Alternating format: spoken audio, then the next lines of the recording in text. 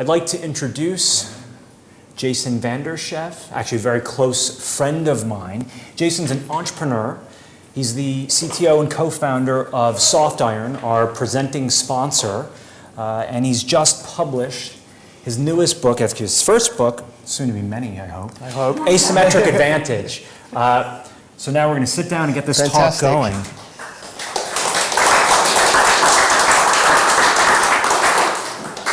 So Jason, last night, Let's talk about last night. it was a late night. It was pretty late. So we arrived to Rome. I got in at 2:30. And 2:30 p.m., not a.m. Jason, That bit comes in a minute. yes, Jason has already been here for 2 days enjoying the Palazzetto and the Hassler, one of our amazing sponsors. And I said, let's go to dinner a little bit late last night. We're prepping everything, getting ourselves ready for this incredible day today. And I said, we'll do dinner around 9:30. We show up, get to dinner. It's all of these tables outside, a typical Roman trattoria. And it was incredible, down the street from the hotel. We get there, 9:30. We didn't leave until what time? Well, we were trying to make the gelato place that closes at midnight. Midnight. So 11:30 we tried to leave. Right, and we didn't end up leaving until Well, 11. then the limoncello arrived. Oh, yeah. Okay, so we had the limoncello, we had the wine. So last night was an incredible night. We ended up actually driving bird scooters all around the city and celebrated the first Techtalia that way. So Jason and I have known each other for a long time. We actually met at a similar event like this in Dominican Republic. Yeah, Cabaret. And we are entrepreneurs ourselves. We've built and sold companies. We've traveled the globe pitching investors. I don't know, everybody, companies. We meet in random places. We met in all the random time. places. So I think you and I know a hell of a lot about this thing of an asymmetric advantage. Unfortunately for me, I'm a visual thinker, so when I see asymmetry, I kind of see some like painting where one side looks great and the other side makes no sense to me.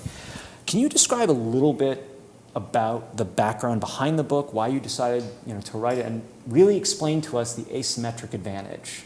Yeah, absolutely. So visually, that's exactly what it is on one side you have something that's perfectly formed or seemingly perfectly formed, and on the other side it might be really nebulous. And this was my COVID project. So this was originally meant to be sort of a series of lectures for like a business school. I have a good friend who runs a business school in Australia and said, hey, wouldn't it be great? Come from Silicon Valley, this is exactly the type of thing. Well, COVID happened. So I thought, I've got it kind of all inside me, and I'd spent a lot of long flights working through the book and trying to prepare it, so we kind of brought it together. But it kind of goes way back to where I discovered this notion of sort of asymmetry. And Gabriel has the honor of being the only person in the book who's actually referred to by their real name. Oh, really? That's a surprise to me. Even though I read it, what page was that on? It's somewhere in there. It must have been the last edition that you sent before that. So for everyone else, we tried to anonymize it to protect the innocent or not so innocent, as the case may be. But it was really this idea of it started on the beach in Cabaret. We were talking about as sort of founders and entrepreneurs trying to, make our way. And hey, how do you do this thing? And how do I do that? And have you read this book by some esteemed business Peter leader? Thiel. Exactly. 0 to 1. The list goes on. Yeah, Reid Hoffman, Scale Up. And then it kind of continued. We were at, was it Michael Loeb's house? Yeah, in the Hamptons. And at same conference, group of Michael conferences. Loeb's entrepreneur, sold his company, I believe it was Time at the time, Time Warner. And so it was another entrepreneurial conference. And Michael gives this great speech about how he started Priceline. And he says, well, me and my co-founder, we each threw in $40 million. I was which none of us had at the time. Okay, I got here on a JetBlue on a sail fare, so I took the Long Island Railroad. So. So really trying to tap into, if you're an entrepreneur and you're trying to make your way, what are all of the kind of skill sets that everyone's got? And I think I discovered this at a really early age, and this was another thing that Gabriel and I connected on. As most of you know, Gabriel did some amazing work with Darfur and concerts and Kanye and all of those things at a kind of incredibly young age. And Long time ago. long when I was time young. ago. Well, yeah, there we go. And I did something, I guess in a similar philanthropic vein when I was at high school, which was I took our student newspaper, and I always say this is the first time I raised money. I went to all of the other private schools in Western Australia and pitched the headmasters and headmistresses and said, hey, we've got a great idea. We each have these podunk little photocopied newspapers. Let's get everyone together, let's throw some money at the problem, and we can get newsprint. And we'll go from having 1,000 kids who read this to 20,000 kids that read this. And so we took these taxi vouchers all around Western Australia and raised money. What year is this? This must have been 2005. Oh, this is 2003? 99. 99, that's right. Okay, yeah. I'm not dating you. Yeah, no, So, thanks. yeah. So 99, So late this 90s. is right before the internet crash of 2000. It was. Okay. Yeah, when you So you would could actually be sitting still, in any boardroom because you're this young, hotshot high school entrepreneur. right. It was very much that idea of you could get access anywhere as long as you could say, web 1.0. It was just Yeah, web, yeah, right? yeah. And so we started this newspaper, and then I finished high school and sort of went on. And it was this really interesting experience of you can get adults to give you money, which is that's a novel idea. And you can actually turn around and build something. And then once you have that thing, it doesn't even matter that it wasn't very good. I mean, it was not Pulitzer Prize winning stuff that was getting in there, right? It was nacho recipes. So, but you could take that and you could go to real companies and they would advertise. And so we went from this really small student newspaper to a growing concern where it was to the point that the schools had to shut it down because they didn't know how to accommodate the financing that was coming into it. It was we're not set up to take advertising as informally 13 schools and actually do something with that. So sadly, the newspaper kind of died, but it was this sort of first window into you can do things a little bit differently. So basically, success and failure in a very rapid pace. I mean, what was the time frame of that? Is that 6 months, 8 months? I think we made it to 9. Okay. And then that's pretty long for a high schooler. I mean, that's basically almost a year of high school. I think we got 3 editions out. That was sort of the extent of it. Hey, But it was something. I mean, you've told me this story many times. So it's an early, you're saying it's an early example of an asymmetric advantage by being a high school student, right? Right. Approaching parents, being at the Web 0.10 era, and having the ability to get advertisers to participate in it. So what would be a learning from that the audience at home can apply in this idea of either they're an entrepreneur, they're an intrapreneur, or even if they work in corporate, how could they apply their asymmetric advantage? So I think the big thing was being a teenager at the start, you have pretty low fear about failing at stuff. And so that was a big part of it. And I think as we get older, we build more fear about that. And for good cause, we have families and mortgages and all of those sorts of things. But there's no reason that you have to bet the farm every time you take a risk, right? You can do it in a very controlled way. And then the other part was actually starting. And I think that's sort of the biggest thing. And what I tried to get to through the end of the book is put the book down, go and do the thing that you want to do. And let me interrupt you. Starting, do you mean by creating an MVP, or start? I guess you're saying don't wait until you've already been successful in your career to go start something, or maybe wait until you're successful in your career to start something. So is it it's a situational basis? I think it's different for everybody. Yeah. But it is very much that idea of just go and start it and don't make it perfect, right? So I use Instagram as kind of an example of this. You look at what Instagram is today to what it was when it started. It was, you could take a photo, it was square. It was bourbon. And you could put called bourbon a filter on originally. it. Remember, it was bourbon, and then they found out that the filters were the only thing that sell because nobody wanted the to take photos of bourbon, and they ended up using that feature, the filter feature, to make it Instagram. I mean, which is like the classic startup story. Yeah. So it means so I have this question then. So you and I are used to Silicon Valley entrepreneurship, right? Right. You know, you lived. Sadly, You know, yes. yeah. You lived in beautiful Pacific Heights. I've spent many nights in the second bedroom there. Thank you, Letitia, your wife, for letting me stay. Schillinger suite. You know, a snippet that I love in the book is you argue that founders shouldn't ask for, you know, SJD. So basically, what is that? What would Steve Jobs do? You say people shouldn't, you know, ask like, you know, that question of comparing themselves. And you mentioned both Jenny from the block and, you know, Mark Zuckerberg in that same sentence. You know, what's the context there, you know, of not having, you know, Yeah, so I think, you know, the Apple comparison is everyone loves to make it. I've seen 1,000 decks where people go, we're like Apple. You're not like Apple. Apple have $1 trillion valuation. Like, they can do whatever they want. They invent technologies to manufacture products.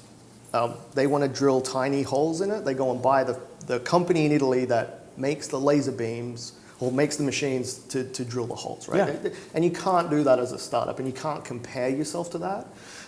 And so actually, I think this was something that Jobs did really, really well, which was in the face of, I mean, before it was $1 trillion company, you know, they were building plastic computers in the East Bay, right? That was where they started out. And I think that was a place where they were against Big Blue. They were the small guys, and they used like their grind and their creativity to propel themselves to where they are.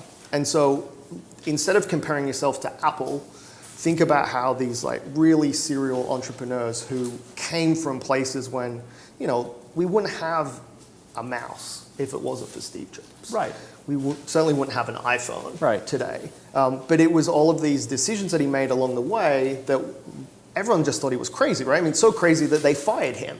Like, you know, how silly must you feel if you were the guy that fired Steve Jobs? Right. I mean, at the time he was doing a bad job, so it made sense. But, you know, like, ultimately, you know, it was a big call. And then I think the second part of the question about, how did I get Zuckerberg and Jenny from the block, so J-Lo, for those too young or too old to remember that, is, you know, again, people compare themselves to these like wildly successful public company CEOs, you know, and like there's a whole book on this by Malcolm Gladwell around outliers, which we've probably all read and we know, right? And for whatever reason, we don't pay any attention to it. That was a book we should have mentioned in the beginning. Peter Thiel, you know, 101 and Gladwell Outliers. Yeah, I mean, it's like part of the entrepreneur, I just graduated from Stanford, 101 library book club, right?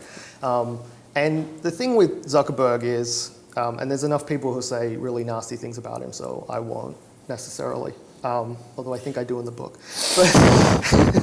But you know, it's this idea of like... The name that can't be mentioned, right? Is that what it is? Right. He didn't have to fit in building Facebook, or stealing Facebook, in between his shifts at Starbucks, right? Because his dad was really wealthy. He went to feeder schools before he even got to Harvard. Oh, he went to Exeter. Yeah, So, like you don't have to, like you're comparing yourself to someone who you have just such a different basis that you're coming from, and it just doesn't make any sense. And the contrary to that is J-Lo, right? We won't talk about her singing, but it's undeniable that like she works really hard, or worked really hard. She truly is Jenny from the block, right? Yeah. Grew up in the Bronx, backup dancer for Tina Turner. Tina Turner, you know, and got to where she is now. And that's just like, I bet she compared herself to every pop star that came before her, but showed up every day, went to work, and worked on the thing that she wanted to do. And now is wherever she is, right? Yeah. So in a way, J-Lo is a better like vision casting thing to go after as a tech entrepreneur than Zuckerberg. Well, I think contextually, it in the book at least, it makes it you know, an experience in which when you're reading it, you say, okay, it puts you out of that narrative saying, I need to be Zuck, I need to be Jobs, I need to be Gates, you know, the list goes on. Right. Musk, Bezos, all men, by the way, that I just mentioned. Yeah. J-Lo's a woman, which is increasingly important in this world and definitely should be. Because entrepreneurship has to be opened up to a more diverse and broader audience. Yeah, and also not having female entrepreneurs just in female-dominated industries. Well, like fashion. Right. Exactly. So now, you're a dropout. Yes. Zuck was a dropout, of course, in a sense. Did you drop out because of seeing those folks, or did you drop out for your circumstances of creating your own asymmetric advantage? So, I mean, I was really lucky. I grew up in a household where I had one parent who was kind of like postgraduate educated, and the other parent who had no tertiary education beyond high school. And they were both CEOs of not-for-profits. And so it was like very much the same of like, you can come on different paths and they kind of end up at a similar place if you work really hard. I was lucky that I got into a great school, but I was also at the time that web was just exploding. So like most 15-year-olds at the time, I'd been building websites for whoever wanted one, and ended up working at a web company that went public. Didn't get any of it because I was the kid, but kind of went on this roller coaster of like. You could have papered your bathroom with those shares. Yeah, pretty much. Because they actually gave physical shares back then. They sure did. Yeah, they really did. And so now you really are trying to age me. And so it was this idea of like, as I was the token kid, only 4 years apart. Well, Jeez, 4, And so I was the token kid, and it was like in Australia, which didn't have a very strong tech background at that time. I mean, now it does. Like Canva's the most valuable privately owned software company in the world. But very much this idea of I could go anywhere. And it was like, look, we've got a kid too. Like, we're cool, just like Silicon Valley. And so they'd take me along to all of these meetings. And then I had like a 9-month delay between when I finished high school in Australia and when college was going to start. And was working, getting paid, whatever. And then got to a place where, it just didn't make sense. It was like, people are here for a 4-year program to graduate, and they're going to go back to an entry-level job, just like I had. So this doesn't make any sense. Like, what am I doing? I'm spending a bunch of time, I'm spending a bunch of money, and there's people here who this is like their entire dream, and it kind of didn't make sense. So, got to, hey, I'm not going to pursue that, and I never want to be the guy that says don't go to college, because I don't want to see a doctor that hasn't spent 7 years at med school. Your wife is getting her PhD. Yeah, my wife is like the polar opposite. Right? She's a PhD, so she's making up for both of us. But I think it's also about finding that, hey, that can actually lead to things, like a bit of life experience. And again, can be an advantage. Don't go, oh, look, there's 3 guys who just came out of Stanford GSB. Of course they can go around and raise a bunch of money. Like, don't compare yourself to those just because you've got a high school diploma, right? Yep. You can definitely go and do amazing things. And I think more and more we're seeing that, where not just I dropped out of Harvard founders, but hey, I'm just not going to go to college. There's like 16-year-old kids making $1 million a year selling Nikes online. Like, what are they going to learn at college? Like, probably how to do GAAP accounting properly, right. but like not much more, right? They've already got it. Like, unless they want to do an art degree or a doctor or whatever. Absolutely. And do you think that, looking at your experience now, it's been many years since, you made that decision.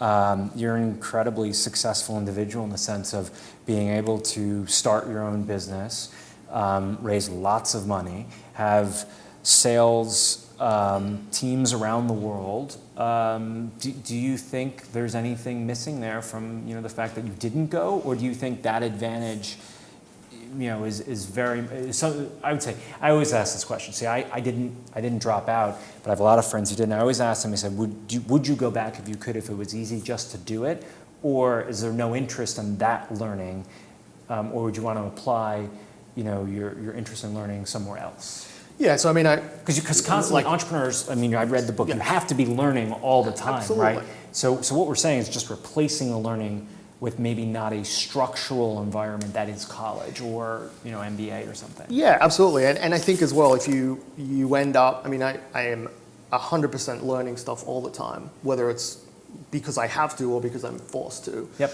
And so I think that's part of it, and you can definitely get it out of a book. I think I was lucky in timing-wise that if you'd asked me that question 5 years ago of would I regret it, I probably would have said yes. Because there was a period of time where you couldn't get a job at a lot of companies if you didn't have that degree. I think that's changed now because I think they're also acknowledging that that doesn't necessarily, you know, I mean, it doesn't matter. make it In most cases, person. if you're, you know, engineer and you're a really good engineer, if you're a salesperson, Absolutely. you know, as long as you don't lie that you got the degree. I mean, there's some people who've done that, and that clearly doesn't end well. Yes. So, they generally but that was the stigma for such a long time, where you had to have the degree. Absolutely. And you would go to the point where if you were a successful entrepreneur or executive, that you would put that on your resume. And I think it's wonderful that now we live in this world where many people from different backgrounds could have opportunities, and educationally could be varied. Yeah, absolutely. And I think it's also acknowledging that the events that are happening to you, how they can be learning experiences. So I had an unfortunate scenario at a previous company that we founded where we ended up in a trademark dispute. And it was we talk about it in the book a little bit. It was a 900-pound gorilla, and they were like a predatory. They would go after everybody who remotely tried to pass off around them. Got it. And we did That's what you would do not as a small company is we sued them for countersued them for antitrust, which was kind of a power move. But what ended up happening in that process was like I got a fast track course in case law, because I would get delivered to my inbox a 350-page document on a Friday afternoon, because that's when lawyers love to send stuff. And I would spend my Friday night reading 350 pages and trying to work out what was going on such that I could ask our counsel on Monday morning, what the hell is going on here? What's going to happen? And that whole process, like you don't get that you don't get that in university, because they tell you and they say it's a real world experience. Right, absolutely. And I think one of the things is that even being in a big company, it's really hard to get that. Like I would never have got that experience working inside at Microsoft. Yeah, of course not, because I'm not inside counsel. I have no idea what that looks like, and I'm hopefully not going to be the guy that gets deposed. When you're a small company, like you are the guy, and that was in hindsight such a learning experience that I think I just wouldn't have had. But most importantly, being able to acknowledge that, hey, this is a real learning opportunity here, and okay, now what do I need to do? And how do I make sure, hopefully you don't get into that situation again, but if you do, you can be way more calm about it. And I think that's a big part of just getting that experience and saying... Or at least getting it early so you can apply it later. Absolutely. Okay, so checking the time here. I think we have time for one question from the audience. If we can get Marta or Roberto in here to help ask the question, pick somebody to ask the question. Actually, I'll just pick someone from the audience. Frank. Sure. Just generally, I'm curious about your point of view on that. How much do you think success, or whatever way you define it, is linked to luck? I mean, definitely. Let me repeat the question. So, how much of your success is related to luck or based on luck? Yeah, I think definitely there's a lot to being in the right place at the right time, for sure. I think it's kind of a cliche that you kind of make your own luck, and I think it's about taking risks, and if you take those risks, I think you get the reward, whether you're lucky or not, and being able to fail. And just not seeking perfection. Like that's the biggest thing for me is it's not perfect. It's not going to be perfect. It's not the best book in the world. I should know. I wrote it, right? But it's certainly worth the read. Yeah, absolutely. You should read it, and you should definitely buy one on Amazon. But it's about getting that out there, and I think in a way trying to get that message of it being imperfect, and then hey, that might not be the thing that makes me luckier, but it could as well. Like that could be the thing that someone picks up and goes, hey, you know what? Like, I am going to invest in your next company because you just took that risk. And I have no aspirations to be a, New York Times best-selling author. It'd be nice, but that's not my goal. It's hey, it's something that I wanted to do, and actually it was as much getting it out doing it and like freeing up the bandwidth to go and do the next thing. And inspiring people. Yeah, well, I Basically hope inspiring so. people that they can do it as well, that they can work on their projects. And you don't have to compare yourself. Comparison is a thief of joy in entrepreneurship, but really in life. I want to thank everybody for joining. And Jason, Thank you very much for having so me. much for flying from Los Angeles and for sponsoring with Soft Iron. You can purchase Asymmetric Advantage now on Amazon. And for everyone that's in person, we actually have a signed copy for you. So thank you so much. Thanks a lot. We'll be back with our next talk, which is with Rick Allen. Thank you, everybody. Thanks a lot.